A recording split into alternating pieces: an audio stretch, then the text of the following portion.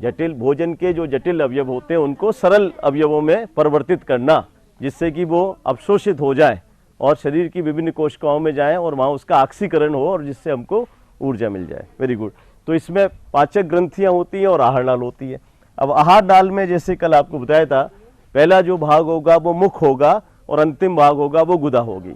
लेकिन मुख जिस संरचना में खुलता है उसको हम जो कहते हैं दैट मुख ग्रासन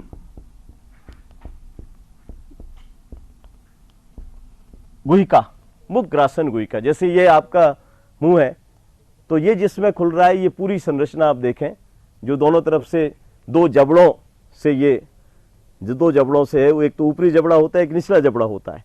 तो दो जबड़ों से जो संरचना मिलके बनती है वो क्या है, मुख ग्रासन गुहिका। अब इसके बाद में जो संरचना आती है वो हो जाएगी ग्रासनाल। ग्रासनाल हो गया ईसोफेगस जिसको कहते हैं, ये हो गया बक्कोफेरेंजियल कैविटी। बक्कोफेरेंजियल कैविटी, ग्रसनीय का मतलब होता है फेरिंक्स। ग्रासनाल ईसोफेगस, हाँ अभी बता रहे हैं, ग्रासनाल में कोई पाचन नहीं होता, कोई भी जो पाचक एंजाइम है जो ग्रासनाल से स्त्रावित नहीं होता है। इसके बाद में आमाशय, स्टोमक जिसको कहते हैं, और कल आपको बताया था। उसके बाद में आंत्र आती है और फिर आएगा मलाशय, रेक्टम। ये तो आहार नाल के भाग हो गए। पाचक ग्रंथियां जो आपको बताई थी, एक तो होती है लार ग्रंथियां, सिलेवरी ग्लैंड्स जिनको कहते हैं। फिर दूसरा जो महत्वपूर्ण संरचना होती है यकृत, लीवर, और तीसरा होता है अग्नाशय। अग्नाशय, तो ये तीन ग्रंथियां होती हैं। ये तीन ग्रंथियां विभिन्न प्रकार के पाचक रस का स्त्रावन करती हैं और उससे पाचन की क्रिया होती है। अब सबसे पहली जो संरचना जो है वो है मुख ग्रासन गुहिका, यानी कि बक्कोफेरेंजियल कैविटी। अब मुख ग्रासन गुहिका जो होती है उसके अंदर कौन कौन सी संरचनाएं होती हैं। जैसे मैंने अभी आपको बताया था कि पहली संरचना होगी जो मुख होगी, और मुख के दोनों तरफ क्या होते हैं, ये होठ जिनको कहते हैं लिप्स, अपर लिप और लोअर लिप। तो लिप्स के ऊपर जो ग्रंथि होती हैं, लिप्स के ऊपर जो ग्रंथि होती हैं उनको कहेंगे हम ओस्टीय ग्रंथियां। ओस्टीय ग्रंथियां का मतलब हो गया लेवियल ग्लैंड्स। लेवियल का मतलब लिप्स से होता है, लेवियल ग्लैंड्स। तो एक तो ये जानना जरूरी है कि लिप्स के ऊपर कौन सी ग्रंथियां होती हैं, ओस्टीय ग्रंथियां, लेवियल ग्लैंड्स। इनका कार्य क्या होता है, ये एक चिपचिपे पदार्थ का सीक्रेशन करती हैं जिससे कि आपके जो लिप्स से हमेशा गीले बने रहते हैं। दूसरी बात, लिप्स के ऊपर तीन इस पे सवाल जो पूछे जाते हैं, लिप्स कौन सी पेशियों से मिलके बना होता है। लिप्स के ऊपर जो पेशी होती है उसको हम कहते हैं orbicularis orris. Orbicularis orris, orbicularis orris पेशियां ये होठों के ऊपर पाई जाती है। तो होठों पे एक तो कौन सी पेशियां होती हैं, ऑर्बिकुलरिस ऑरिस। होठों के ऊपर कौन सी ग्रंथियां होती हैं, ऑस्टीय ग्रंथियां, या जिनको लेवियल ग्लैंड कहते हैं। और तीसरा बात, बॉडी का, शरीर का सबसे ज्यादा संवेदी अंग कौन से होते हैं। शरीर का सबसे ज्यादा संवेदी अंग होता है लिप्स, होठ।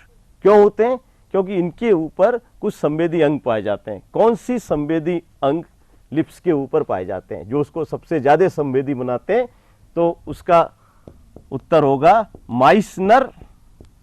माइसनर ये वैज्ञानिक का नाम है, माइसनर, तो इसकी कोई हिंदी नहीं होगी।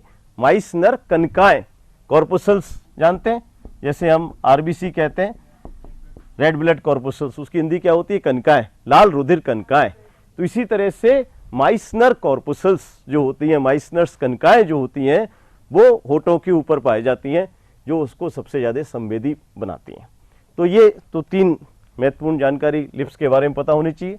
अब इसके बाद में जो मुख जो होता है वो जिस संरचना में खुलता है उसको मैंने आपको बताया था मुख ग्रासन गुहिका कहते हैं। अब जो माइसनर, अब देखिए जो ये जो कैविटी होती है, गुहिका जो होती है, वो किसकी बनी होती है, इस तरह से समझें। आपकी ये मुख ग्रासन गुहिका है। तो ऊपर की तरफ तो क्या है, ये ऊपरी जबड़ा है। ये ऊपरी जबड़ा किससे जुड़ा हुआ है, आपके ये कपाल से जुड़ा हुआ है, तो ये तो स्थिर रचना है, इसके अंदर कोई भी मूवमेंट नहीं हो सकता। जबकि नीचे का जो जबड़ा होता है वो मूवेबल होता है, नीचे का जबड़ा मूवेबल होता है, ऊपर का जबड़ा स्थिर होता है। और जो पार्श्व सतहें दोनों, जिसको आप गाल कहते हैं, कपोल, चीख, ये किसका बना हुआ है? ये पेशियों का बना हुआ है। और अंदर जो मुख गुहा के जो मेम्ब्रेन होती है, मेम्ब्रेन जो होती है वो किसका स्त्रावन करती है? म्यूकस का, म्यूकस का स्त्रावन करती है। जो इसके अंदर झिल्ली होती है वो म्यूकस का स्त्रावन करती है, जिससे पूरी की पूरी जो मुख गुहा है वो हमेशा गीली बनी रहती है। अब इसके अंदर, मुख गुहा के अंदर जो संरचनाएं होती हैं, मुख गुहा के अंदर कौन कौन सी संरचनाएं होती हैं? एक तो मुख गुहा के अंदर संरचना आप पढ़ेंगे अभी, जिसको हम कहते हैं तालु, पैलेट, तालु। जैसे आप मुंह खोलेंगे अपना, तो जो मुंह की जो छत बनी हुई है मुख ग्रासन गुहिका की, वो क्या है? वो पैलेट है, वो है तालु। दूसरा, इसी तरीके से आपके मुख ग्रासन गुहिका के फर्श के ऊपर जो संरचना है वो क्या है? जिब्या, टंग। तो इसका जो फर्श है वो तो जीभ से बना हुआ है, जिब्या से बना हुआ है। और जो उसका जो ऊपर वाला सिरा, छत जो है इसकी, वो किससे बनी हुई है? तालु से। तालु का मतलब हो गया पैलेट, और ये हो गया जिब्या, यानी कि टंग। इसके अलावा और जीभ के ऊपर वाला नहीं, जैसे आप अपना मुंह खोलें और जीभ को ऊपर की तरफ आप यदि टच करके देखेंगे तो ये वाली जो भाग है तालु, अभी डायग्राम से बता रहे हैं, उसके भी आगे पार्ट होते हैं, बोन कौन कौन सी होती हैं। तो ऊपर तो तालु हो गया, नीचे हो गया जिब्या, टंग। और क्या संरचनाएं होती हैं आपकी इसके अंदर? एक मैंने बताया था अभी, लार ग्रंथियां इसके अंदर होती है, दांत इसके अंदर होते हैं। तो लार ग्रंथियां, जिनको सिलेवरी ग्लैंड्स कहते हैं,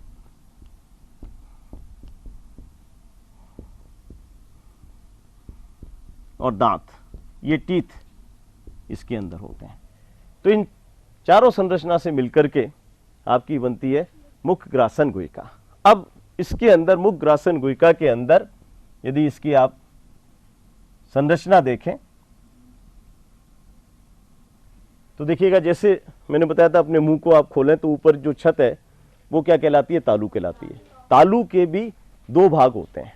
आगे वाला जो भाग होता है तालु का, वो सख्त होता है, उसको कहते हैं कठोर तालु। कठोर तालु क्यों कहा गया है?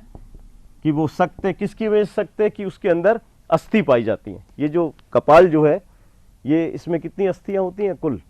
कपाल कितनी अस्थियों से मिलकर बना होता है हमारा? 22 अस्थियों से मिलकर बना होता है। तो कपाल की 3 अस्थि ऐसी होती हैं जो कि कठोर तालु का निर्माण करती हैं। अब ये पूछा जाए कौन कौन सी अस्थियां हैं जो कठोर तालु का निर्माण करती हैं? एक अस्थि तो होती है प्रीमैक्सिला, प्रीमैक्सिला। दूसरी अस्थि होती है मैक्सिला, और तीसरी अस्थि होती है पैलेटाइन। प्रीमैक्सिला, मैक्सिला और पैलेटाइन। तो 3 अस्थियों से मिलकर के ये जो आगे वाला भाग जो होता है, इसको कठोर तालु कहते हैं, वो बना हुआ होता है। तो यहां पर आप देखें, जो पैलेटाइन जो जगह है, वहां पर ऐसे आप खुद महसूस कर सकते हैं। आप अपनी यदि जीभ को यदि उससे यदि स्पर्श करने की कोशिश करते हैं तो इनको कहते हैं पैलेटाइन रगी।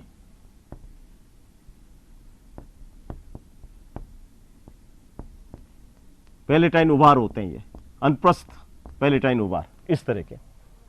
और ये जो कठोर तालु जो होता है, इसके अंदर संयोजी ऊतक कम होता है और इसके अंदर बॉन पाई जाती है।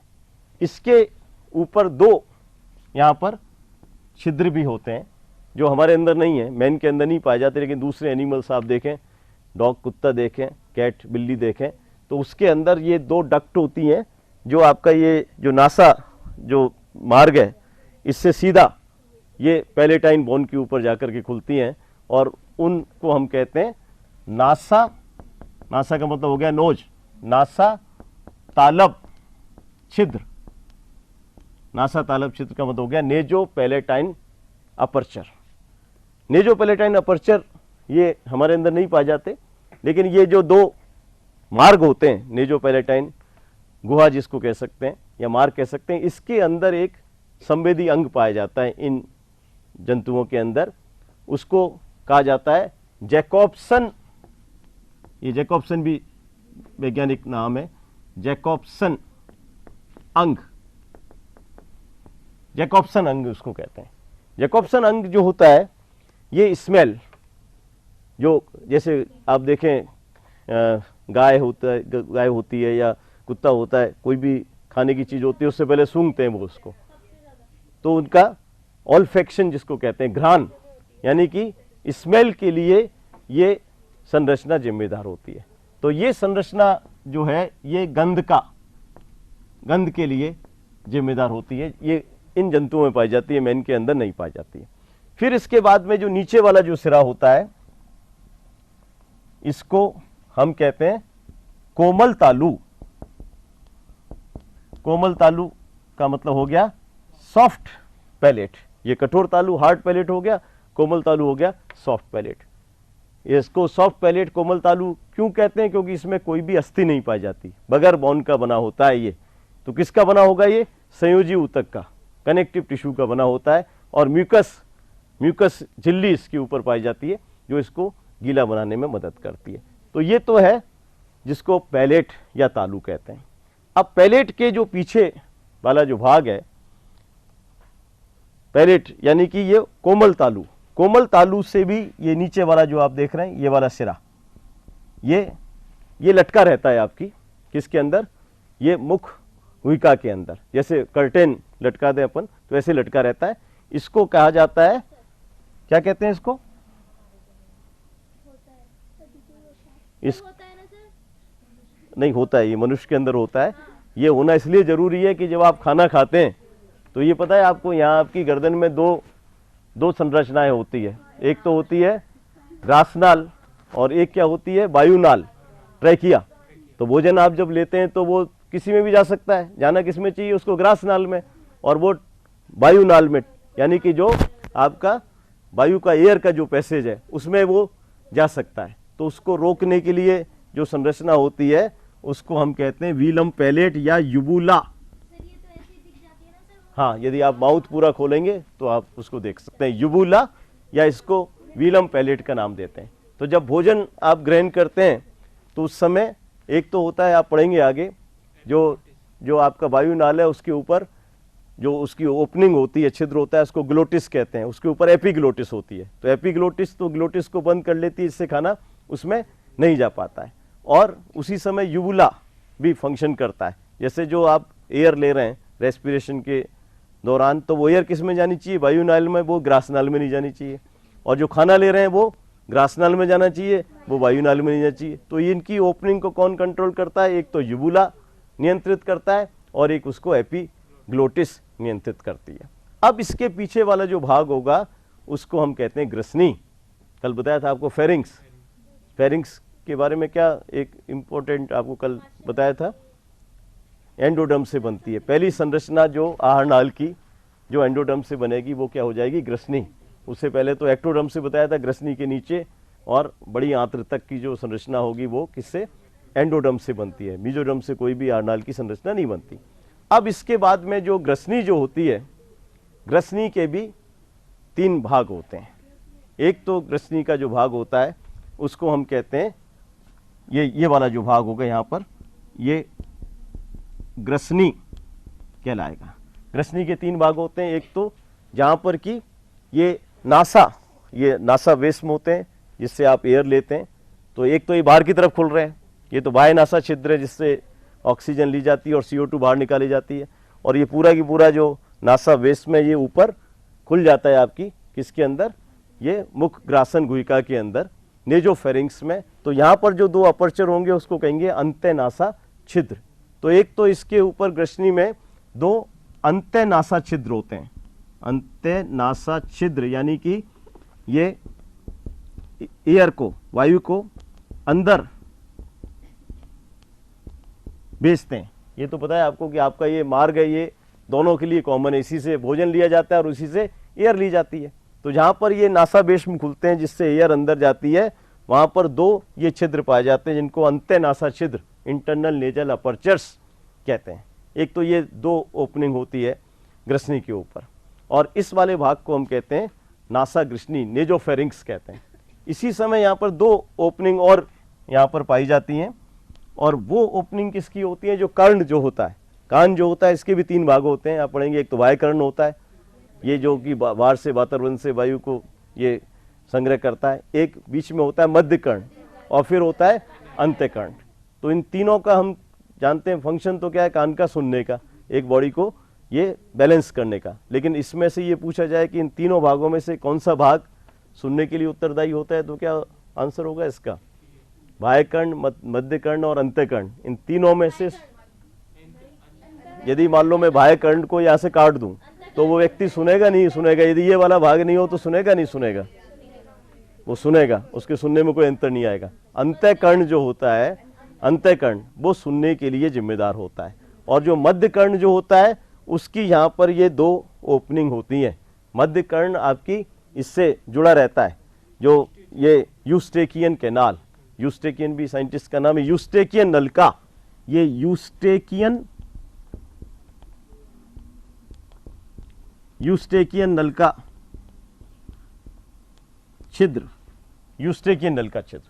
तो दो तो यहाँ पर छिद्र हो गए किसके, जो नासा बेस्म से आते हैं, नोच की ओपनिंग हो गई, और दो जो मध्य कर्ण की जो ओपनिंग है वो यहाँ पर आती हैं। ये जो यूस्टेकियन जो नलका है, इसका कार्य क्या होगा ये पढ़ेंगे आप कान की संरचना में, कि हमारे जो कान के अंदर है जो एयर प्रेशर है उसको ये मेंटेन करने का काम करती है, एयर प्रेशर को मेंटेन करने का काम इसका होता है। तो ये तो हो गया नासा ग्रसनी।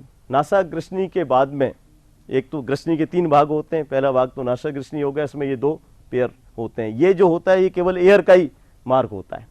इसके बाद में जो होता है वो होता है मुख ग्रसनी, ओरोफेरिंक्स, और उसके बाद में होता है कंठ ग्रसनी, लेरिंजोफेरिंक्स। जो लेरिंग्स ये समझते हैं, जो जिससे कि हम बोलते हैं, जो कंठ का उपकरण जिसको कहते हैं, वो वहाँ पर स्थित होता है। तो ये जो भाग है ये पूरा भाग ग्रसनी से, ये पूरा भाग ग्रसनी से संबंधित होता है। अब इसके बाद में ये तो हो गया जो मुख गुहिका का ऊपर छत वाला भाग। नीचे मैंने जो बताया था, जो फर्श जो बनाता है वो भाग कहलाता है टंग, जिह्वा। अब देखिएगा जो टंग जो है, पोर और फेरिंक्स, नेजोफेरिंक्स तो जगह है, जैसे जो पीछे का जो स्पेस आपको दिख रहा है ना वो फेरिंक्स है। अब इसके भी तीन भाग होते हैं, पार्टीशन तो नहीं होता, एक तो इंग्लिश के उसने नेजोफेरिंक्स, ओरोफेरिंक्स, लेरिंजोफेरिंक्स। हिंदी में कहेंगे तो नासीय ग्रसनीय हो गया, मुख ग्रसनीय हो गया, और एक कंठ ग्रसनीय हो गया। तो ये जो चार जो ओपनिंग बताई है, एक जोड़ा ये और एक जोड़ा ये कहाँ पर खुलता है, नासा ग्रसनी में खुलता है। और नासा ग्रसनी केवल एयर का पैसेज होता है, बाकी जो दोनों भाग होते हैं ओरोफेरिंक्स, लेरिंजोफेरिंक्स, उसमें फूड भी आता है और एयर भी आती है, दोनों चीज़ें आती हैं। अब जो जिह्वा, जीभ जो होती है टंग, वो मैंने बताया था कि मुख ग्रासन गुहिका की क्या बनाता है, फर्श बनाती है, और पीछे वाला भाग इसका जुड़ा हुआ रहता है और आगे वाला भाग इसका फ्री रहता है। आगे वाला भाग फ्री रहने का फ़ायदा क्या है कि ये भोजन को ये लार के साथ में पूरी तरीके से ये मिक्स कर सके। दूसरा ये है कि ये फ्री होने से हमको बोलने के अंदर भी इसमें मदद मिलती है। जैसे टंग है तो टंग किससे जुड़ा हुआ है, नीचे आपके नीचे वाले जबड़े से ये जिह्वा जुड़ी हुई है, और आप अपनी टंग को यदि रोल करके देखें तो केवल आधी टंग को आप रोल कर सकते हैं, पूरे को नहीं कर सकते, क्योंकि जो टंग का जो अदर सतह वो भी किससे जुड़ी हुई है, नीचे लोअर जा से बीच में जुड़ी हुई है, और उस वाले भाग को हम कहते हैं, जैसे टंग का जो अदर सतह के बीच में जो नीचे वाले जबड़े से जुड़ती है, उस कनेक्टिव टिश्यू को लिंगुअल फ्रेनुलम कहा जाता है, उसको लिंगुअल फ्रेनुलम कहा जाता है। अब इससे क्या है कि टंग जैसे कई बार बच्चों में क्या होता है, ये नीचे वाला जो संयोजी ऊतक है ये बीच में से नहीं होकर के थोड़ा सा कई बच्चों में आगे से ये टंग को जोड़ देता है, तो आपका जो जीभ है वो फ्री नहीं हो पाएगी और उस बच्चे को बोलने में परेशानी होगी, उसकी जो स्पीच होगी वो क्लियर नहीं होगी। तो उस केस में ये माइन्यूट सर्जरी करके उसको यहाँ से हटा देते हैं जिससे कि टंग उसकी फ्री हो जाए। तो एक तो ये है कि टंग के अंदर कौन सी पेशियाँ पाई जाती हैं। जितने भी आपके अंग मैंने बताया था कल आपको, रेखित पेशी, अरेखित पेशी और हृदय पेशी, 3 तरह की पेशी होती हैं। तो ज़्यादातर जो रेखित पेशी होती हैं वो कहाँ होती हैं, जहाँ पर आपकी अस्थि हो, अस्थि बोन या उपास्थि कार्टिलेज जो होता है। लेकिन टंग है वो एक ऐसी संरचना है जिसमें कोई बोन नहीं है, लेकिन फिर भी पेशियाँ कौन सी पाई जाती हैं, उसके अंदर रेखित पेशियाँ पाई जाती हैं। तो एक तो ये इम्पोर्टेंट है कि टंग के अंदर कौन सी पेशी पाई जाती है, तो उसका टंग के अंदर जो पेशी पाई जाती हैं वो हो जाएंगी रेखित पेशियाँ।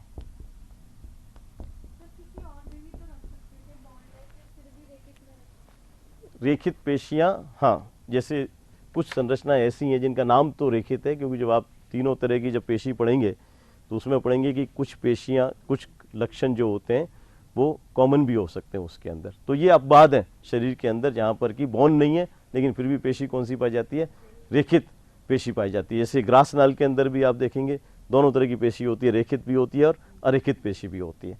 टंग के जो कार्य होते हैं उसमें एक कार्य तो क्या होता है टंग का, कि अभी आप पढ़ेंगे इसके भोजन के स्वाद का पता लगाना, क्योंकि टंग के ऊपर टेस्ट बड्स पाई जाती हैं, 4 तरह की जो होती हैं कलिकाएं जिससे आप स्वाद का पता लगाते हैं, वो चीज़। दूसरा, टंग मैंने आपको बताया बोलने के अंदर भी मदद करती है, स्पीच के अंदर बोलने में भी मदद करती है। इसके अलावा जो जीभ होती है जो भोजन को लार के साथ में पूरी तरीके से ये मिश्रित कर देती है जिससे कि पाचन क्रिया प्रभावी हो जाती है। तो भोजन को लार के साथ मिश्रित करना। इसके अलावा टंग भोजन को ये जो दांत होते हैं उनके बीच में लेके आती है जिससे कि भोजन का पाचन हो सके।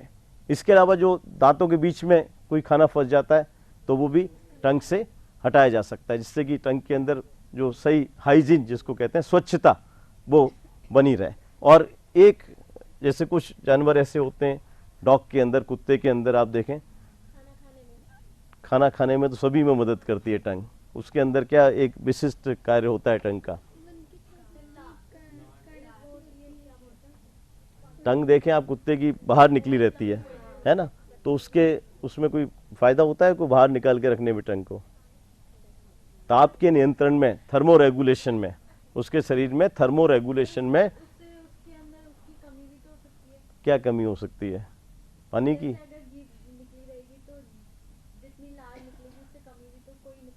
नहीं, लार का तो ये है कि जब भोजन जब लिया जाता है तो 1 से 1.5 लीटर लार 24 घंटे में स्रावित होती है किसी के अंदर। लेकिन टेम्परेचर रेगुलेशन, क्योंकि जो ब्लड सप्लाई जो होती है, रुधिर वाहिनियाँ जो होती हैं, एक ब्लड का ये काम होता है ना कि हमारे जो अंदर के जो ऊतक हैं उनसे वो एनर्जी को, हीट को ऊपर लेके आता है जिससे कि बॉडी का तापक्रम समान बना रहता है। तो ब्लड कैपिलरीज जो होती हैं, रुधिर वाहिका जो होती है टंग में, उससे एक्स्ट्रा एनर्जी का बाहर हिरास होता है जिससे कि उसका टेम्परेचर समान बना रहता है। हमारे अंदर तो कौन मदद करता है टेम्परेचर को समान करने के लिए, श्वेत ग्रंथियाँ होती हैं, स्वेट ग्लैंड। डॉग के अंदर स्वेट ग्लैंड्स नहीं होती हैं, इसलिए वहाँ पर टंग किस में मदद करती है। आपसे पूछा जाए कि निम्न में से कौन से जंतु के अंदर जो जिह्वा है वो ताप नियंत्रण में मदद करती है, तो उसका उत्तर क्या होगा, डॉग के अंदर। एक्स्ट्रा हीट को, जो जरूरत से ज़्यादा जो है हीट, उसको बाहर शरीर से निकालती रहती है। तो ये तो टंग के फंक्शन होते हैं। अब टंग के ऊपर 4 तरह की टेस्ट बड्स पाई जाती हैं, स्वाद कलिकाएं पाई जाती हैं। और देखिए कौन कौन सी ये स्वाद कलिकाएं होती हैं। एक तो टंग में इस तरीके से चारों तरफ टंग के जो उसके पार्श्व किनारे होते हैं और आगे की तरफ इस तरीके से गोलाकार ये होती है, इसको हम कहते हैं फंगी फॉर्म, एक तो ये फंगी फॉर्म होती है स्वाद कलिकाएं। दूसरा जो टंग के बीच में, इनकी संख्या तो होती है फंगी फॉर्म की लगभग 200 से 250, ये तो टंग के किनारे पर होती हैं और आगे की दिशा में होती हैं। दूसरे जो सेंटर में होती हैं और थोड़ी सी बड़ी होती हैं, ये होती हैं फिलीफॉर्म, फिलीफॉर्म। और तीसरे तरह की जो होती हैं वो पीछे की तरफ मध्य वाले भाग में ऐसे ये अर्धचंद्राकार जो फैशन होता है उसमें ये अरेंज होती हैं। इसको कहा जाता है सरकम वेलेट, सरकम वेलेट। फंगी फॉर्म का नंबर होता है 200 से 250, फिली फॉर्म का नंबर होता है 300 से 400, सबसे ज़्यादा फिली फॉर्म होती हैं। और सरकम वेलेट का नंबर होता है 8 से 12, 8 से 12। और पीछे की तरफ यहाँ पर दोनों तरफ 4 से 6 ये होती है फॉलिएट, फॉलिएट ये 4 से 6 होती है, 4 से 6 जोड़ी, 4 से 6 इधर होगी, 4 से 6 इधर होगी। ये संख्या में होती है 8 से 12, ये मैंने बताया था 200 से 250 होती हैं और ये 300 से 400 होती हैं। अब एक ये पूछा जाता है मनुष्य के अंदर कौन सी स्वाद कलिकाएं अनुपस्थित रहती हैं, तो आंसर हो जाएगा इसका फॉलिएट। ये फॉलिएट मनुष्य में नहीं पाई जाती है। फॉलिएट जो सबसे पीछे होनी चाहिए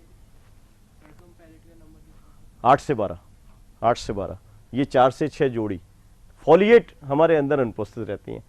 अब फॉलिएट मैन के अलावा सबके अंदर होंगी, सारे जंतुओं में होती है फॉलिएट। अब जैसे टंग जो अलग अलग स्वाद का जो ज्ञान कराती है, टंग का जो सबसे आगे वाला जो भाग होता है, ये वाला भाग, ये हमको मीठे, मीठे के बारे में, जैसे आप मान लो शुगर के दाने हैं, उसको पीछे रखते हैं तो ये नहीं उसका टेस्ट बदल जाएगा, उसका टेस्ट मीठा होगा लेकिन इतना उसमें स्वीटनेस नहीं होगी, इतना मीठापन नहीं होगा जितना कि आगे वाले भाग में। तो ये वाला भाग और ये वाला भाग, ये पूरा अग्र वाला जो भाग है, ये किसके लिए है? ये स्वीट टेस्ट के लिए, मीठे के लिए जानकारी देता है। इसके बाद वाला जो भाग है ये होता है नमकीन, सॉल्टी टेस्ट के लिए। और ये बीच वाला सेंट्रल वाला जो पार्ट है ये होता है नहीं कड़वा, खट्टे टेस्ट के लिए, खट्टे। और जो लास्ट वाला जो होगा ये होता है ये बिटर टेस्ट के लिए, कड़वे के लिए होता है। तो टंग का सबसे आगे वाला भाग मीठे का ज्ञान कराता है, उसके बाद नमकीन, फिर खट्टा और पीछे की तरफ होता है कड़वा। तो ये जो फोलिएट है ये अनुपस्थित रहती है। तो हमको यदि पीछे कोई चीज़ होगी और उसका टेस्ट कड़वा होगा तो हमको मालूम नहीं चलेगा। जैसे आपको अभी तो मेडिसिन जो आती है गोलियां वो शुगर कोटेड आती हैं, लेकिन पहले जैसे कुनेन की टैबलेट या कोई टैबलेट जो कड़वी है उसको हम यदि पीछे की तरफ रखते हैं टंग के बिल्कुल अंतिम वाले भाग में, तो उसका कड़वाहट हमको मालूम नहीं चलेगा। फॉलिएट टाइप की टेस्ट बर्ड मैन के अंदर, हाँ वो तो सही है बात, वो तो टेस्ट तो देखिए टेस्ट का पता तो लगेगा, लेकिन कौन से टेस्ट का पता किस जगह सबसे ज़्यादा अनुभूति होगी उसके अकॉर्डिंगली ये टंग के रीजन हो। तो ये तो है नहीं कि नमकीन का टेस्ट आपको यहाँ कोई नमकीन चीज़ रखेंगे, सॉल्ट रखेंगे तो मीठा लगेगा, मीठा नहीं लगेगा, लेकिन उसकी सॉल्टनेस कम हो जाएगी, उसकी तीव्रता जो है सॉल्ट की, नमकीन तीव्रता, वो यहाँ पर आपको सबसे ज़्यादा महसूस होगी और यहाँ पर उतनी ज़्यादा महसूस नहीं होगी। तो ये फॉलिएट मनुष्य के अंदर नहीं होता है। तो कड़वे के लिए तो ये ना कि जैसे और जो टेस्ट बर्ड्स रहती है उसका जो तीखापन है वो इतना आपको महसूस पीछे वाले भाग पर नहीं होगा, आगे की तरफ तो होगा। टेस्ट बर्ड में और भी गुण होते हैं, लेकिन सबसे ज़्यादा वो टेस्ट का पता कहाँ पर लगेगा, वो सबसे ज़्यादा पता पहले मीठे का लगेगा, लेकिन यहाँ पर दूसरे टेस्ट भी होंगे, लेकिन सबसे ज़्यादा इसका मीठे का, फिर नमकीन का, फिर खट्टे का, और लास्ट में जिन एनिमल्स के अंदर होती है उसमें कड़वाहट का सबसे पीछे वाले भाग पर पता लगेगा। सर मिर्ची का स्वाद कहाँ पे कम होएगा? मिर्ची का स्वाद कहाँ पर? कड़वे पे रखे तो कड़वे पर रखेंगे तो मिर्च का टेस्ट कैसा होता है? तीखा होता है या कड़वा होता है? तीखा होगा। तो तीखा तो आप कहीं पर भी रखोगे उसको तीखे का तो मालूम चलेगा आपको, तीखा तो लगेगा ही उसके, क्योंकि ये टेस्ट बर्ड का ये मतलब नहीं है कि ये इन्हीं के लिए जिम्मेदार होती हैं, और दूसरे टेस्ट भी होंगे इसके अंदर, लेकिन सबसे ज़्यादा ये इसके प्रति संवेदनशील होती हैं। तो ये तो टंग का होता है। इसके बाद में तीसरी संरचना मैंने जो आपको बताई थी वो होती है लार ग्रंथियाँ। जिससे कि लार का स्त्रावन किया जाता है।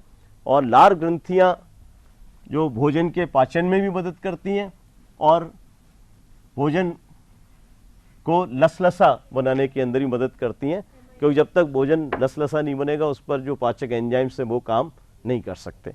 तो लार ग्रंथियां जो होती हैं वो कितनी लार ग्रंथियां होती हैं? ज़्यादातर जंतुओं के अंदर चार जोड़ी लार ग्रंथियां होती हैं, लेकिन मैन के अंदर हमारे अंदर 3 जोड़ी पाई जाती हैं, 1 जोड़ी नहीं होती है। अब कौन कौन सी लार ग्रंथियां पाई जाती हैं और मैन के अंदर कौन सी नहीं होती है? देखिएगा, सबसे बड़ी जो लार ग्रंथि होती है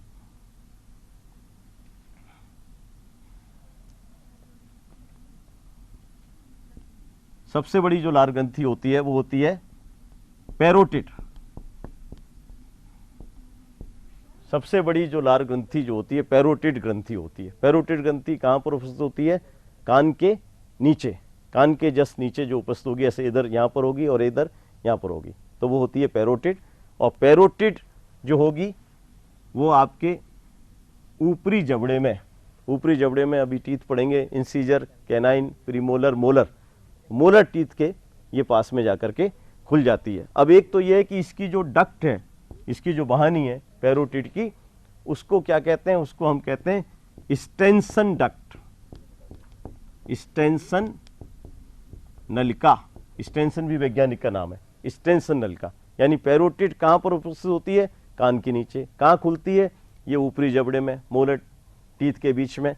किस नलिका के द्वारा खुलती है? स्टेंसन नलिका के द्वारा खुलती है। अब कभी कभी इसमें स्टेंसन नलिका में कोई संक्रमण हो जाता है वायरस का, और उससे एक डिजीज बीमारी होती है, तो ये पूछा जाता है कि सिलेवरी ग्रंथियों से संबंधित कौन सी बीमारी होती है या पैरोटिड से संबंधित कौन सी बीमारी होती है? क्या कहते हैं उसको? पैरोटिड ग्रंथि में यदि संक्रमण हो जाए किसी वायरस का, उस वायरस का नाम पता होना चाहिए, पैरामिक्सो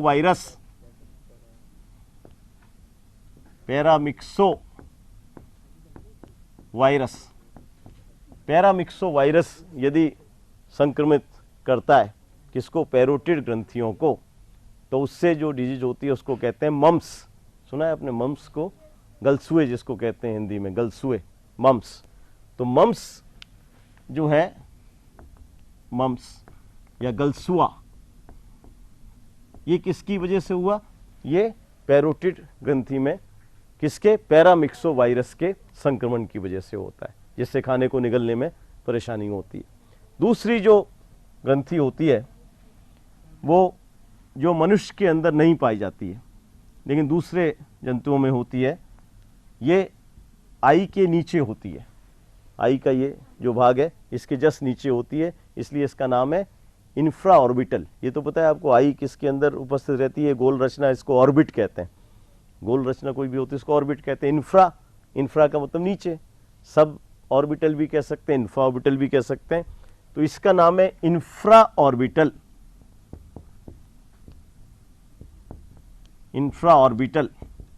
यानी कि नेत्र के नीचे जो स्थित होती है। ये मैन के अंदर नहीं पाई जाती। कौन सी सिलिवरी ग्लैंड, लार ग्रंथियां मनुष्य में नहीं पाई जाती, ये पूछा जाता है। ये इसका उत्तर हो जाएगा इंफ्रा ऑर्बिटल। कौन सी लार ग्रंथियां, सिलिवरी ग्लैंड्स, 4 जोड़ी होती है ना, हमारे अंदर 3 जोड़ी होती हैं। कौन सी लार ग्रंथियां मनुष्य में नहीं पाई जाती? इंफ्रा ऑर्बिटल हो जाएगा। इसके बाद में तीसरी जोड़ी होती है, वो निचले जबड़े के नीचे होती है और इसको कहते हैं, नहीं सबलिंगुअल नहीं, सब मैंडिबुलर।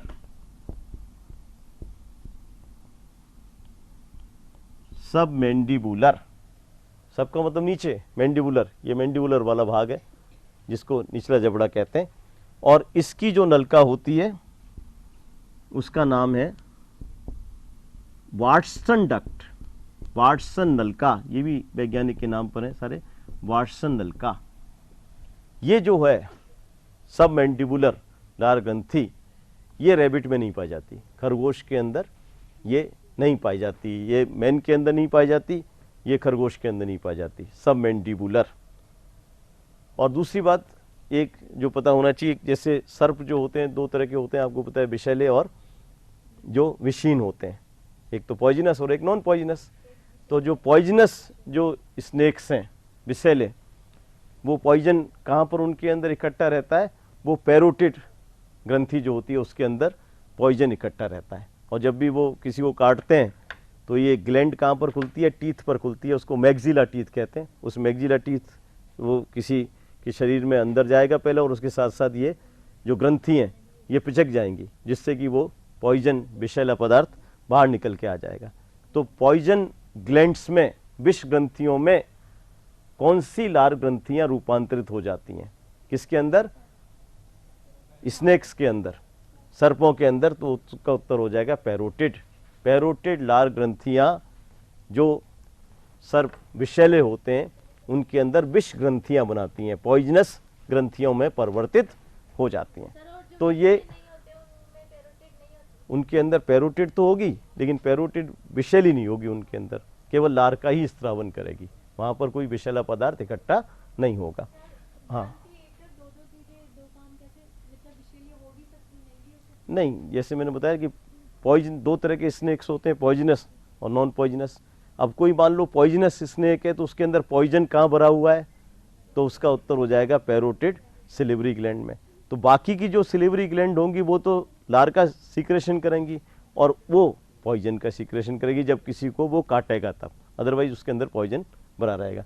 एक चौथी जो ग्रंथि होती है वो सबसे छोटी सिलिवरी ग्लैंड, ये जिब्या के जस्ट नीचे होती है, तो ये हो जाएगा इसका नाम सबलिंगुअल। सबलिंगुअल, लिंगुअल का तो मतलब हो गया जीव और सब का मतलब नीचे। तो ये पूछा जाए सबसे छोटी लार ग्रंथि कौन सी है, तो उत्तर हो जाएगा सबलिंगुअल। सबसे बड़ी कौन सी है, तो उत्तर हो जाएगा पैरोटिड। मैन के अंदर कौन सी अनुपस्थित है, तो उत्तर होगा इंफ्राऑर्बिटल। रैबिट के अंदर कौन सी, सबमैंडिबुलर। और ये सबलिंगुअल जो होती है ये माउस के अंदर, माउस रैट के अंदर ये अनुपस्थित रहती है। माउस, मोल और श्रू तीन जानवर ऐसे होते हैं जिनके अंदर सबलिंगुअल नहीं पाई जाती। चूहे के अंदर कौन सी अनुपस्थित होगी, सबलिंगुअल। और एक मैमल होता है स्तनीय मोल, माउस के अंदर, चूहे के अंदर, और एक होता है मोल, और एक होता है छछूंदर, श्रू, सबसे छोटा जो मैमल होता है स्तनीय। इन तीनों के अंदर ये नहीं पाई जाती है। लेकिन एक जो क्लासिफिकेशन पढ़ेंगे आप, छिपकली जो होती है, एक तो होती है जो हमारे घरों में छिपकली पाई जाती है, इसके तो त्वचा के अंदर पॉइजन होता है, इसकी स्किन पॉइजनस होती है, ये किसी को काट ले तो उसको कोई असर नहीं होगा, काटे जाने वाले व्यक्ति को। लेकिन यदि ये किसी चीज़ में गिर जाए, खाने पीने की चीज़ में, और गर्म हो, तो इसका जो पॉइजन है त्वचा के ऊपर, वो पॉइजन बाहर निकल आएगा और उसको कोई आदमी खा ले तो उसकी मृत्यु हो सकती है। लेकिन एक लिजार्ड ऐसी है, पूरी 3800 तरह की लिजार्ड होती हैं, आप तो एक ही लिजार्ड जानते हैं, 3800 तरह की छिपकलियाँ होती हैं, उनमें से केवल एक ही लिजार्ड पूरे वर्ल्ड में ऐसी है जिसके काटने से आदमी मर सकता है। पॉइजनस ग्लैंड उसके अंदर होती है, तो उसके अंदर ये सबलिंगुअल जो ग्लैंड है ये पॉइजन ग्लैंड में रूपांतरित हो जाती है। तो ऐसी कौन सी विषैली लिजार्ड है पूरे वर्ल्ड में, एक ही है जिसके काटने से आदमी मर सकता है। हाँ, वही नाम तुम पूछ रहा हूँ, तुमको पता है कि नाम, उसके अंदर ये सबलिंगुअल है, ये रूपांतरित हो जाती है पॉइजनस ग्लैंड में, वो होती है हीलोडर्मा। हीलोडर्मा। अब ये अलग से पूछा जा सकता है आपसे कि कौन सी छिपकली पूरे संसार में विषैली होती है जिसके काटने से आदमी की मृत्यु हो सकती है, वो हो जाएगा हीलोडर्मा। तो हीलोडर्मा के अंदर ये सबलिंगुअल जो लार ग्रंथियां हैं ये किस में रूपांतरित हो जाती है, ये विषैली ग्रंथियों में रूपांतरित हो जाती है। तो ये तो सब जो 7-8 जो इम्पोर्टेंट क्वेश्चंस हैं वो ये लार ग्रंथियों पर आते हैं। ये तो छछूंदर लिखा, श्रू इंग्लिश में पढ़ना चाहें, श्रू, माउस, मोल एंड श्रू। इसके अंदर मैंने बताया था सबलिंगुअल ग्लैंड्स हैं वो एब्सेंट रहती हैं श्रू के अंदर। श्रू सबसे छोटा मैमल होता है, ये भी पता होना चाहिए आपको। अब इसके बाद में जो संरचना होती है वो होते हैं दांत, जो मुख, ग्रासन, गोइका में दांत। तो दांत तो मेनली भोजन को चबाने और काटने का काम करते हैं, लेकिन कुछ जंतु ऐसे होते हैं जिनके अंदर ये उनकी रक्षा भी करते हैं। ऑफेंस एंड डिफेंस, अपना रक्षा करना और शत्रु पर आक्रमण करना, उस पर भी ये इनके कार्य हो सकते हैं। लेकिन मेन जो मुख्य काम होता है वो भोजन को चबाने का और काटने का होता है। लेकिन कुछ जो कशेरुकी जंतु होते हैं, वर्टिब्रेट्स, उनमें दांत नहीं पाए जाते। जैसे बर्ड्स के अंदर, पक्षियों में दांत नहीं होते हैं। ये पता होना चाहिए आपको, पक्षियों में दांत नहीं होते। अब दांत जो होते हैं अलग अलग जंतु में अलग अलग तरह के हो सकते हैं। तो दांत के जो प्रकार हैं, एक तो होता है जंतु समदंती। समदंती, समदंती हो गया होमोडोंट, यानी कि सारे के सारे दांत एक समान हो। एक समान का मतलब जैसे हमारे अंदर जो स्तनीय जो हैं मैमल्स हैं, उनके अलावा सारे जंतुओं में सब दांत एक जैसे होते हैं। यानी आप उसमें ये नहीं कह सकते ये इंसीजर है, ये कैनाइन है, या ये प्रीमोलर है या मोलर है। सारे के सारे दांत जितने भी हैं सब एक समान होते हैं। तो उसको तो हम कहेंगे होमोडोंट, समदंती। तो इसके उदाहरण क्या हो जाएंगे, जैसे कि मेढक है, फ्रॉग, या मैमल्स के अलावा, स्तनियों के अलावा जितने भी जंतु होंगे सबके अंदर समदंती होंगे। दूसरे तरह के जो होते हैं वो होते हैं विषमदंती। विषमदंती का मतलब हो गया हेट्रोडोंट, जो केवल स्तनियों के अंदर ही होते हैं, हमारे अंदर होते हैं स्तनियों में। यानी कि अलग अलग प्रकार के दांत होते हैं, उनकी संरचना भी अलग होती है और उनके कार्य भी अलग अलग होते हैं। जैसे इंसीजर्स आपको बताएंगे, कैनाइंस हैं, प्रीमोलर्स हैं, मोलर्स हैं, 4 तरह के जो टीथ होते हैं। तो जिनके अंदर अलग अलग तरह के होंगे वो उसमें उदाहरण केवल स्तनीय आएगा, मैमल्स। इसके अलावा टीथ एक होते हैं मोनोफायोडोंट। मोनोफायोडोंट का मतलब हो गया एक दंती। एक नहीं, एक ही दांत नहीं होता है, एक ही बार निकलते हैं। यानी जीवन में एक ही बार जो टीथ निकलते हैं उनको कहते हैं एक दंती, मोनोफायोडोंट। जबकि स्तनियों के अंदर जो टीथ होते हैं वो 2 बार निकलते हैं। जैसे एक तो आप कहते हैं दूध के दांत, यानी कि जो टेम्पोररी टीथ होते हैं, अस्थाई, बता रहे हैं वो कब निकलते हैं, कब खत्म हो जाते हैं। दूसरे जो जीवन भर रहते हैं, परमानेंट टीथ, स्थायी दांत। तो जो नहीं, टूटने का मतलब ये है कि ये दूसरे हो जाएंगे डाईफायोडोंट। डाई का मतलब 2, डाईफायोडोंट ये हो जाएगा द्वैदंती। द्वैदंती का मतलब जो जीवन में 2 बार निकलते हैं।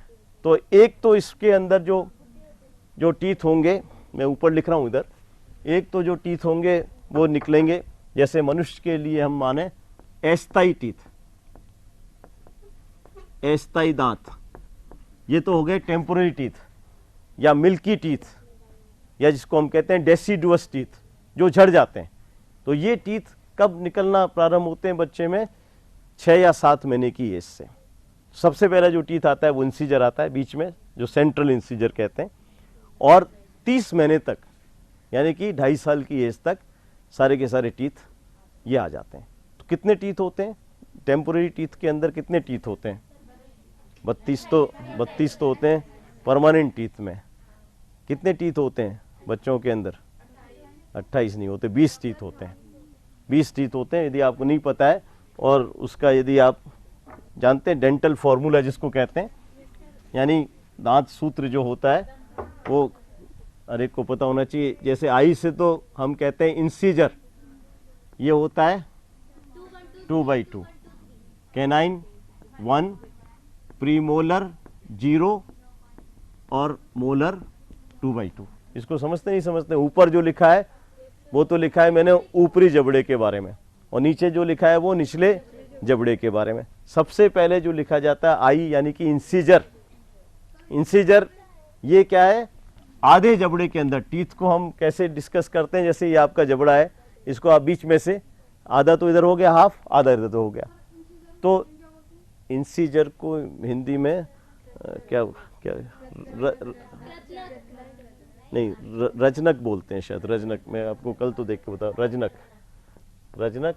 और वो बोलाता है कैनाइंस कहलाता है कृतंक, कृतनक या कृतंक कहलाता है। लेकिन इंसीजर पेपर में अब देखो कुछ चीज़ें तो बेटे आपको इंग्लिश की टर्मिनोलॉजी पढ़नी पड़ेगी, इंसीजर ही लिखा आएगा, कैनाइन ही लिखा आएगा। तो इसको वैसे हिंदी में देखो रजनक बोलते हैं इसको, इंसीजर्स को। तो इंसीजर्स जो ऊपर लिखा हुआ है ये क्या है, आधे जबड़े की बात कर रहे हैं हम। तो आधे जबड़े में आपके 2 इंसीजर इधर हैं, 2 इधर हैं, तो इसलिए बाद में इसको 2 से हमने गुना कर दिया। कैनाइन कितना है, 1, यानी पहले 2 इंसीजर होंगे फिर 1 कैनाइन होगा। फिर बच्चों के अंदर जो अस्थाई दांत होते हैं बच्चों में, उसमें प्रीमोलर्स नहीं पाए जाते हैं, तो इसलिए क्या लिखा हुआ है, 0 लिखा हुआ है। उसके बाद में मोलर्स कितने हैं, 2, तो जितने ऊपर के आधे जबड़े में होंगे उतने ही निचले आधे जबड़े में होंगे, तो इसलिए हमने इसको 2 से गुना कर दिया। अब ऊपर के जबड़े में कुल टीथ कितने होंगे, देखिए कैसे निकालेंगे आप, 2 और 1 3 हो गया, 3 और 2 5, 5 को 2 से गुना किया 10, यानी ऊपरी जबड़े में आपके 10 टीथ हैं और उतने ही टीथ नीचे के जबड़े में होते हैं, तो 10 और 10 कितना हो गया, 20 हो गया। ये तो क्या है, जो मिल्की टीथ है, डेसिडुअस टीथ जिनको कहते हैं। अब इसके बाद में ये टीथ झड़ जाते हैं और उसके बाद में 6 साल की एज से परमानेंट टीथ निकलना प्रारंभ हो जाता है। तो परमानेंट जब टीथ निकलेंगे तो यदि हम डेंटल फॉर्मूला देखते हैं 17 साल से कम की उम्र तक का, 17 साल की कम की उम्र तक का, तो उसमें टीथ हो जाएगा 28, यानी कि ये होगा प्री मोलर जो होंगे ये 2 हो जाएंगे और मोलर भी 2-2।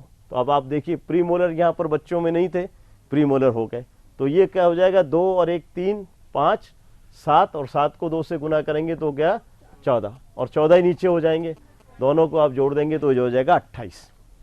यानी एक टीथ जो होता है जिसको आप अक्कल दाढ़ कहते हैं, वो कौन सा है, 3rd मोलर, लास्ट का जो दांत होगा उसका अक्कल से विजडम से कोई मतलब नहीं है, अक्कल से कोई लेना नहीं है उसका, कोई ना कोई मस्तिष्क संबंध है, इसका अक्कल दाढ़ केवल इसलिए कहते हैं कि 17 साल के बाद में आदमी को बच्चा नहीं माना जाएगा, मैच्योर माना जाएगा और वो कोई बच्चे जैसी हरकत नहीं करेगा, तो इसलिए उसको अपन कहते हैं अक्कल दाढ़। उसको पूरी तरीके से वो मैच्योर हो जाएगा, तो उसको पूरी तरीके से मैच्योर होने मतलब पूरी तरीके से अक्कल उसको आ गई है, तो इसलिए उसको विजडम टूथ कहते हैं। नहीं नहीं, उसके भी 32 ही होंगे, दांत सबके 32 ही होंगे। तो ये जरूरी नहीं है कि ये टीथ ग्रो करे 17 से लेकर के 23 साल की एज तक, 17 से लेकर के 17 से लेकर 23 की एज तक, 23 साल तक ये 3rd मोलर प्रकट हो जाएगा। तो नॉर्मली कितने होने चाहिए, सामान्य टीथ 32, अब किसी के अंदर कम भी हो सकते हैं, जरूरी नहीं है, किसी के अंदर 23 साल के बाद भी हो सकता है, लेकिन 17 साल से और उसके बाद में यदि हम ये दंत फॉर्मूला देखेंगे तो ये पूछा जाए परीक्षा में कि 17 साल के बाद में क्या होगा, तो उसका ये हो जाएगा आपका इंसीजर तो सेम रहेगा, यहाँ पर ये एक नंबर और बढ़ गया, यानी कि जो लास्ट मोलर है वो सबसे बाद में प्रकट होता है और इसको हम विजडम टूथ कहते हैं, 3rd मोलर।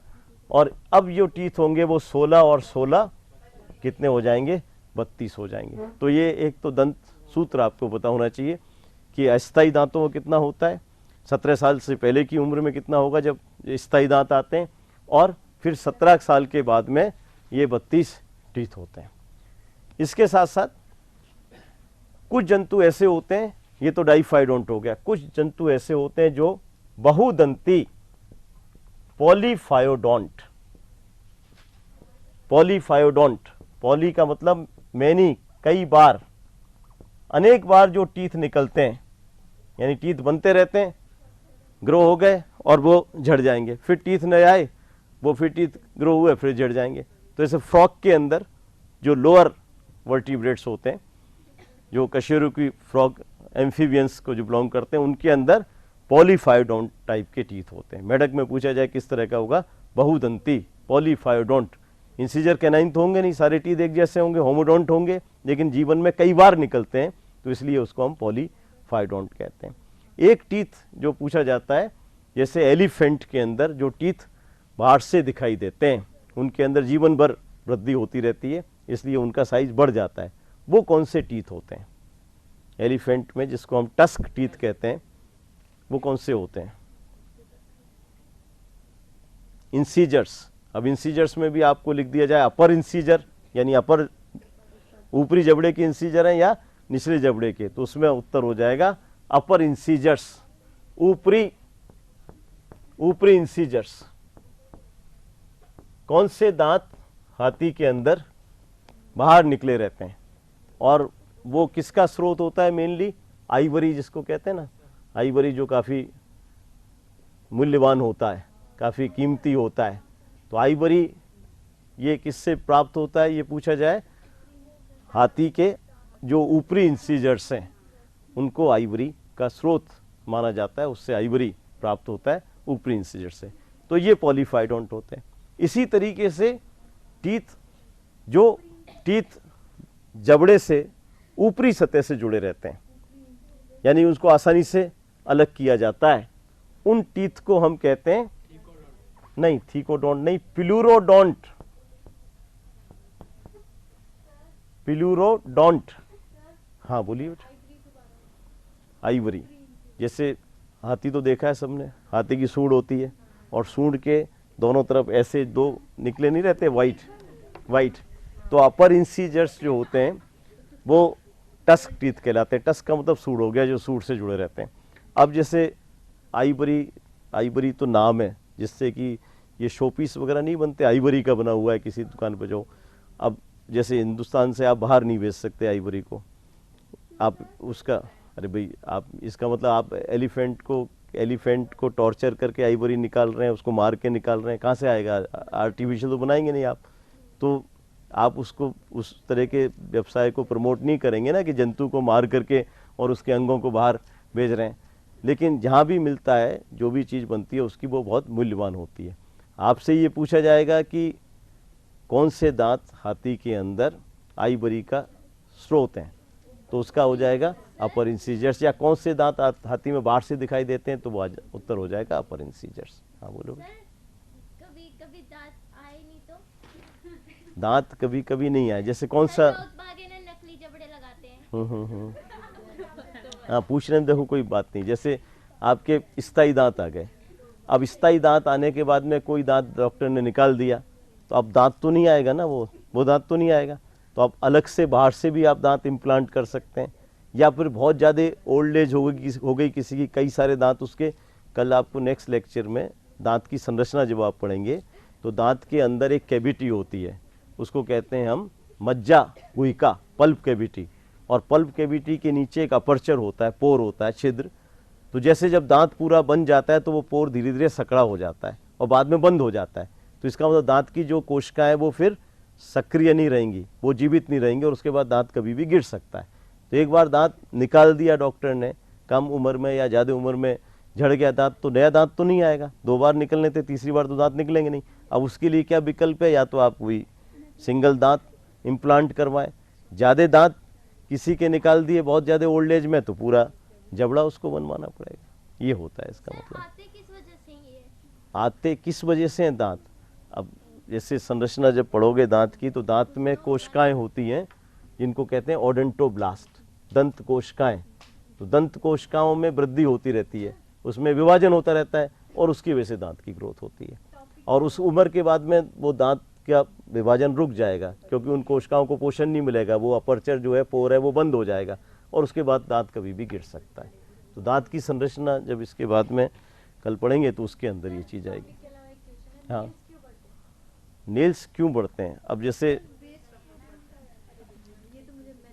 एक ये पता है आपको, नेल्स के अंदर कौन सी प्रोटीन पाई जाती है? केराटिन प्रोटीन होती है नेल्स के अंदर। तो नेल्स जैसे आप काटते हैं, तो ये वाला जो भाग है नेल्स का ऊपर का, ये तो है नॉन लिविंग पार्ट है, ये तो मृत पार्ट है। नहीं तो आपका हेयर है, हेयर भी केराटिन का बना है, केराटिन डेड प्रोटीन है। तो हेयर कटवाने जाएंगे आप तो आपको पेन नहीं होगा, क्योंकि ये डेड वाला पार्ट है। ऐसे ही नेल का ही डेड वाला पार्ट है। लेकिन आप हेयर को प्रिक करेंगे, हेयर को नीचे से निकालेंगे, तो हेयर की जो कोशिकाएं हैं वहाँ पर संवेदी अंग है। संवेदी अंग का मतलब वहाँ पर तंत्रिकाएं पाई जाती हैं, तो आप उसकी वजह से आपको पेन महसूस होगा। ऐसे जो नेल का जो बेड है, नीचे वाला जो भाग है, वो लिविंग है, वहाँ पर सेल्स में ग्रोथ होती रहती है। उस सेल्स की ग्रोथ होने की वजह से नेल का साइज बढ़ता है। ऐसे ही यहाँ पर भी लिविंग सेल है, उसमें डिवीजन होगा, उसको डिवीजन के लिए क्या चाहिए? खाना चाहिए, उसको रुधिर की सप्लाई है, उसमें उसको ग्लूकोज मिल रहा है, उसको ऑक्सीजन मिल रही है, तो उन कोशिकाओं में विभाजन होगा, उसकी वजह से आपके हेयर्स की ग्रोथ होगी। इसी तरीके से आपके नेल्स की ग्रोथ होती है। सर जो थोड़ी छोटी होती है, किसी में बड़ी होती है, वो तो केवल इसी वजह से कि जो पोर जो है, मैं जिसको बता रहा हूँ एपिकल फोरामेन उसको कहते हैं, एपिकल छिद्र, वो यदि मान लो खुला रहेगा तो साइज बढ़ेगा। जैसे कि खरगोश के अंदर एक क्वेश्चन पूछा जाता है कि खरगोश के जो दोनों इंसीजर हैं उनमें जीवन भर वृद्धि होती रहती है, क्योंकि उनका जो पोर जो है, कैविटी जो होती है दांत की, वो हमेशा खुली रहती है, तो उसको भोजन मिलता रहता है दांत को, तो इसलिए वो वृद्धि होती है। एक दांत यदि आप इंसीजर निकाल दें खरगोश का एक इंसीजर को निकाल दें मान लो, तो ये क्वेश्चन पहले आता था जब खरगोश पीएमटी में था, अब तो मनुष्य मतलब पीएमटी में हटा दिया उसको, तो पहले यही आता था कि एक दांत यदि खरगोश का इंसीजर काट दें, हटा दें, या दुर्घटनावश एक हट जाए तो क्या होगा? तो दूसरा भी नहीं बदलेगा? नहीं, दूसरे की वृद्धि होती जाएगी और वो अपने माउथ को बंद नहीं कर पाएगा और जिससे खाना नहीं ले पाएगा और उसकी मृत्यु हो जाएगी, उसकी डेथ हो जाएगी। क्योंकि जब एक इंसीजर दूसरे इंसीजर पे यूं है तो उसमें घर्षण होता रहता है, जब वो काम करेगा ना तो घर्षण होगा, तो घर्षण होने से उसका साइज कम होगा, और साइज बढ़ भी रहा है और साइज कम भी हो रहा है खाना खाने में। ऐसे जब इसमें यूं रगड़ होगी तो साइज कम भी होगा, तो उसका साइज नियमित बना रहेगा। लेकिन एक आपने हटा दिया तो दूसरे के साथ घर्षण नहीं हो सकता, तो दूसरे का साइज बढ़ता रहेगा। अब आप मान लो, कल्पना करो आपका दांत बढ़ जाए, तो आप माउथ को कैसे बंद करोगे? नहीं कर सकते। माउथ को बंद नहीं करोगे तो खाना नहीं खा सकते, क्योंकि भोजन को चबा नहीं सकते और भोजन को काट नहीं सकते, तो इसलिए खरगोश की मृत्यु हो जाएगी। तो आप जो पूछ रहे हैं उसका ये कि उसका पोर है, जल्दी बंद हो जाएगा तो उसमें वृद्धि रुक जाएगी, और नहीं बंद होगा तो उसकी वृद्धि लगातार होती रहेगी।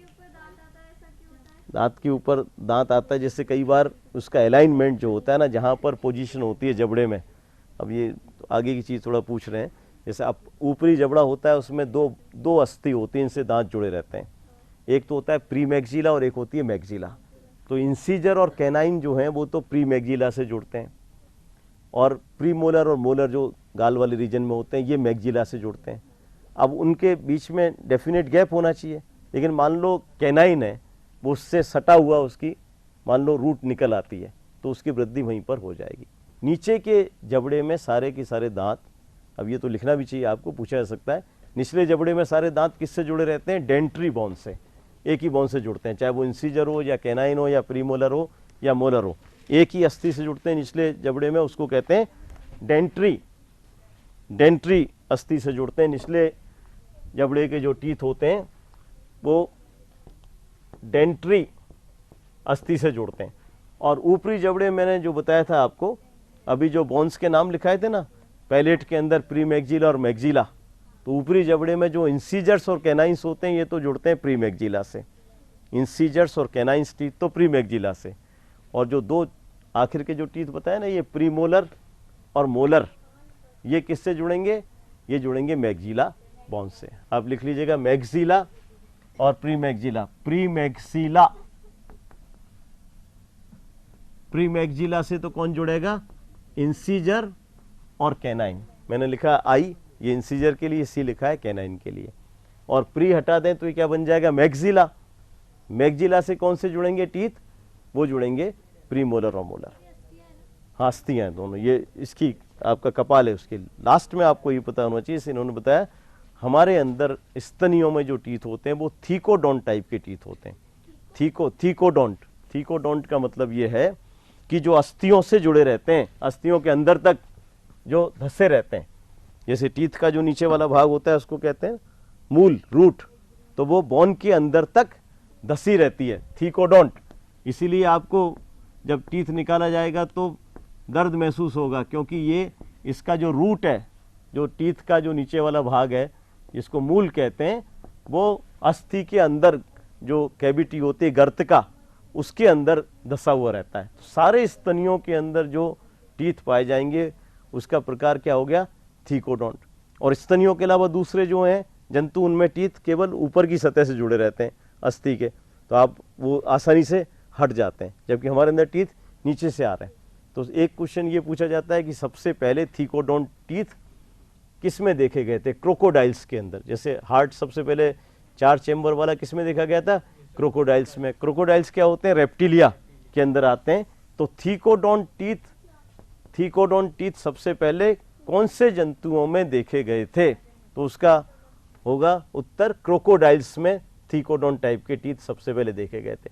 अब इसी प्रश्न को मैं बदल दूं कि थीकोडोंट टाइप के टीथ किस में पाए जाते हैं, तो उसमें क्रोकोडाइल्स तो होगा ही, और क्या जुड़ जाएगा? स्तनियों के अंदर। क्रोकोडाइल्स में और स्तनियों में, दोनों में थीकोडोंट टाइप के टीथ होते हैं। बाकी सब में मैंने एक बताया था पिलुरोडोंट, पिलुरोडोंट या एक्रोडोंट जिसको कहते हैं, टीथ जो अस्थि की सतह से जुड़े रहते हैं। जैसे ये अस्थि है, मान लो टीथ बाहर की सतह से जुड़े रहेंगे तो उसको एक्रोडोंट कहेंगे, और इसी टीथ को यदि पीछे से जोड़ दें हम तो वो क्या हो जाएगा?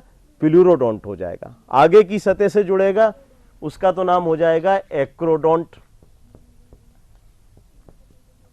आगे की सतह से, उनकी अस्थि की आगे की सतह से जुड़ेगा टीथ, वो तो एक्रोडोंट हो जाएगा, एक्रो। और जो पीछे से जुड़ेगा वो पिलुरोडोंट हो जाएगा। ये सतह से जुड़ रहे हैं, जबकि हमारे अंदर टीथ बोन के अंदर गर्तका से आ रहे हैं, और उस टीथ को हम कहते हैं थीकोडोंट। तो ये मनुष्य में पूछा जाए कौन से टीथ होते हैं, आप कहेंगे हेट्रोडोंट होते हैं, विषम दंती। दूसरे कहेंगे थीकोडोंट होते हैं, और तीसरा आप क्या कहेंगे? डाइफाइडोंट होते हैं, द्विदंती, 2 बार निकलते हैं। अब इसके बाद टीथ की संरचना बोलो। पीछे वाले का क्या नाम है सर? पीछे की सतह से जुड़े पिलुरोडोंट, पिलुरोडोंट, पिलुरो ये पीछे की तरफ से और एक्रो आगे की तरफ से होता है। अब टीथ के अंदर क्या होता है, कौन सी संरचना है, उसके बाद ईसोफेगस, स्टोमक, इंटेस्टाइन, फिर कौन कौन से एंजाइम्स पाचन के अंदर काम करते हैं, ये चीज़ें आप कल पढ़ेंगे। हाँ बोलो बेटा। के बीच में गैप क्या होता है? दांतों के बीच में जो गैप होगा, जैसे इतना गैप, तो तुम शायद दूसरी चीज़ पूछ रहे हो। ऐसा होता है जो कि ये तो टीथ के बीच में तो गैप रहेगा नहीं, तो टीथ अपने फुल साइज में कैसे आएगा? तो फिर वही हो जाएगा, ओवरलैप करेगा जब तक पूरा टीथ नहीं बन जाता। लेकिन कुछ जंतु ऐसे होते हैं इनमें कुछ टीथों के बीच में ज़्यादा गैप होता है, और उस स्थान को कहते हैं डायस्टमा, दंतावकाश। जैसे रेबिट में होता है इंसीजर और कैनाइन के बीच में, उसमें वो भोजन को इकट्ठा कर लेता है और धीरे धीरे उसका पाचन करता रहता है, लेकिन वो गैप ज़्यादा होगा। और जो हमारे अंदर जो होता है वो गैप नहीं कहलाता, वो दैट इज़ दी नॉर्मल, वो टीथ के फुल साइज में आने के लिए होता है। और कुछ पूछना है आपको?